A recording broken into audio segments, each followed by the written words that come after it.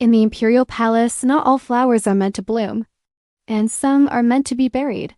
The black-inked lotus left in Mamao's room wasn't just a threat, it was a symbol.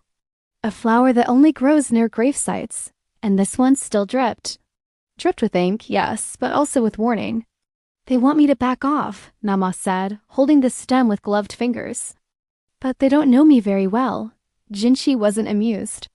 You're playing with forces that erase names from history. And yet here I am, she replied, still breathing. Jinshi fell silent, staring at the lotus. When Nama left the room, he reached out and touched the dripping petals.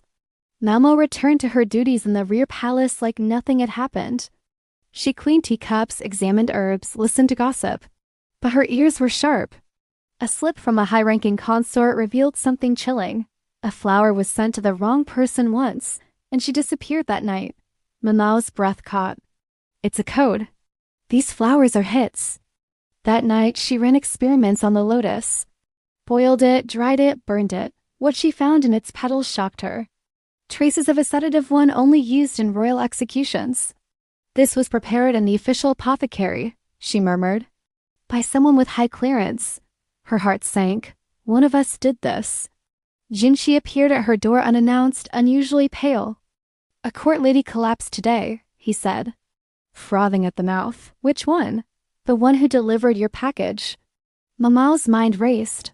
The flower wasn't a message. It was a trap. And she had survived it, barely. They're testing me, she whispered. But if that's what they want, she smiled cold, cunning, then it's my turn to poison the game. Back in the imperial gardens, a severed lotus stem lay on a stone table, its leaves wilted and dripping. Beside it sat a woman, head down, hands folded on her lap. When the emperor passed by, she didn't look up. She didn't need to. He would see her there, kneeling, waiting. All the emperor saw was a lowly servant lost in her reflection.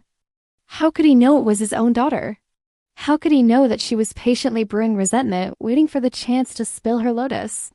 For more than a year, Malmo endured, biding her time, observing the court. The emperor doted on his granddaughter, showering her with gifts. Jade ornaments, golden hairpins, finest silks. But she refused them all. She had no use for such baubles. What she wanted was power. Power to make her own decisions, to decide who lived and who died. One day, an aged concubine was found dead in her chambers, an empty vial of sleeping draught beside her. Soon rumors spread like wildfire, pointing fingers at Mao Mao. A jealous lover, they said, or a vengeful spirit. Only Jinshi believed her innocent. He knew she was framed. Someone wanted her gone, but why? Who would benefit from a dead emperor, and no one suspected the quiet girl who served him tea and listened patiently. Everyone underestimated her, but the lotus had taught her well. Patience is a virtue, but so is vengeance. Malmo began to weave her web, moving with the grace of a shadow, gathering secrets and loyalties. She was close to the truth now, closer than anyone, even the emperor. One false move and the entire empire would crumble. The question was, who would make that move? Who was pulling the strings from the shadows? Suddenly, a new player entered the game, a renowned healer invited by the emperor to cure the ailing empress. Everyone, including Jinshi, was wary of him, but Mama saw an opportunity. If she played her cards right, this healer might just lead her to the truth. So she smiled, a dangerous, knowing smile. The game was on.